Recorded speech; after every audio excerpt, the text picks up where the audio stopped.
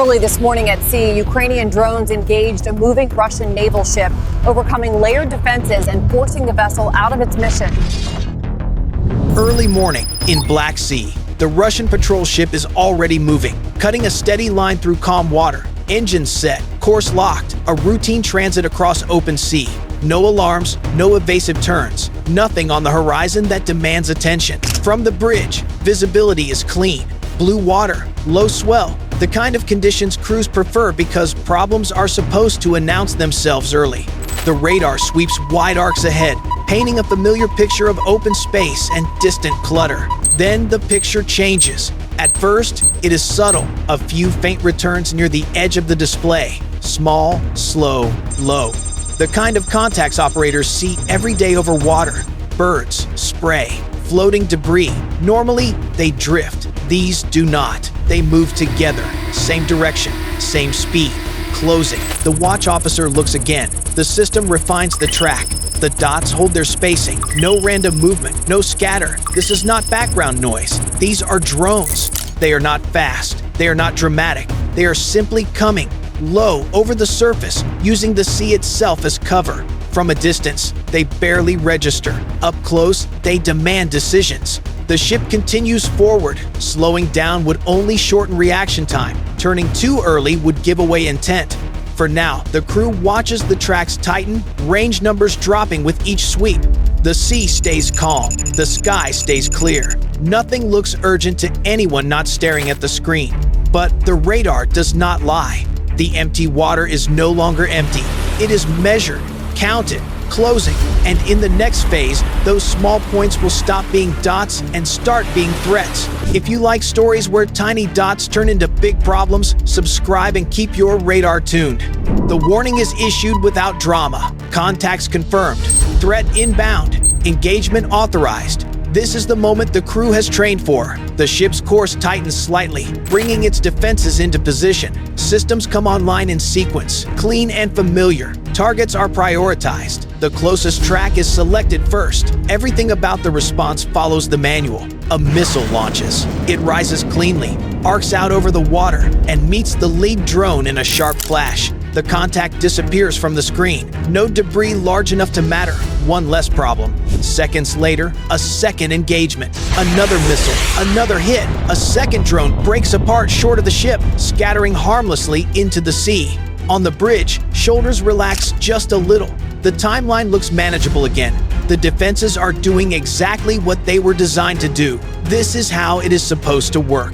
The radar picture thins. The most immediate threats are gone. The crew resets quickly, already moving to the next track. Procedures are followed. Commands are short, professional, calm. For a moment, the situation feels under control. From the outside, it looks decisive. 2 drones down. Clean interceptions. No damage. No panic. The ship continues forward. Engines steady. Wake unbroken. This is the reassurance phase. The part where everyone believes the system has the upper hand. They have detected the threat. They have engaged it. They have neutralized it. If this were a textbook scenario, this would be the end of the story. But the radar is still not empty, and the remaining contacts are closer than anyone would like. The remaining drone does not turn away. It keeps coming. Range numbers drop faster now, not because it has accelerated, but because there is no longer any buffer left. What was once measured in kilometers is now counted in seconds. The ship's defenses shift focus. A new track is selected. Systems attempt to lock again, but the picture is no longer clean. The drone is lower, closer to the surface, moving through spray and wake. It fades in and out, never gone, just difficult enough to slow every step. The crew feels the change immediately. This is no longer a controlled engagement at range. This is a close problem. Commands stack up, reacquire, adjust heading, verify track. Each action is correct. Each one takes time. The ship can process threats, but only one at a time, only in order. The drone does not cooperate. It holds its line, slipping between moments of attention, forcing the system to chase instead of decide. The radar refresh feels slower. The angles feel tighter. The margin that existed minutes ago is gone. The ship continues forward because it has to. Turning hard now would expose new angles. Slowing would only shorten the timeline further.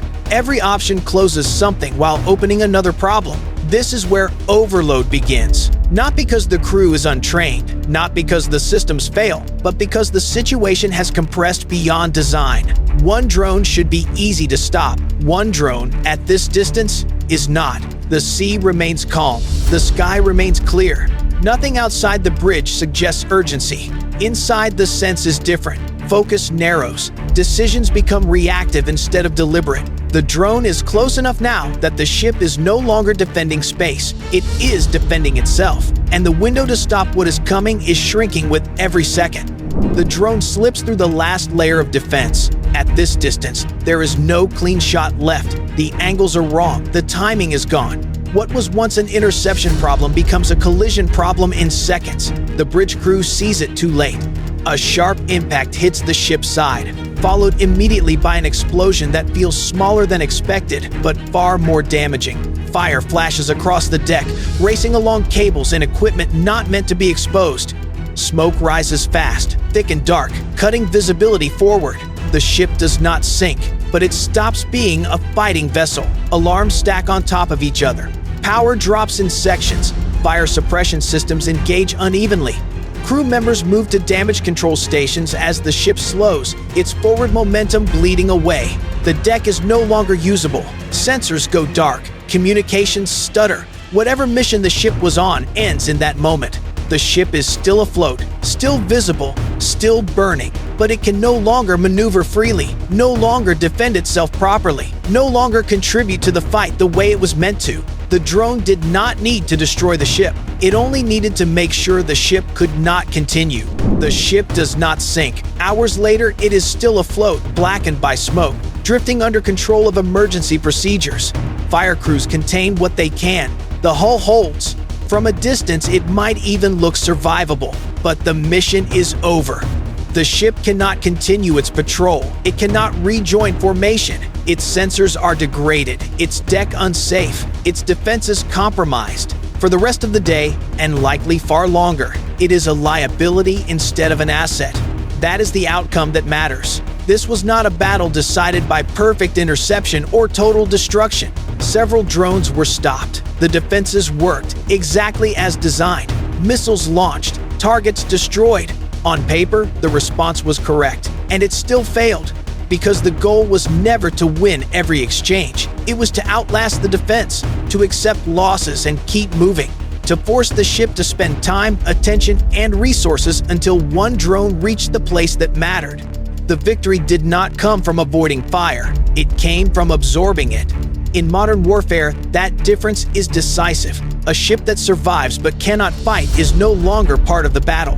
And a system that stops most threats, but not all, has already shown its limit. This is what a drone attack looks like when success is measured not in sinking ships, but in removing them from the fight. If you want to stay in the fight longer than this ship did, hit subscribe and keep your defenses up.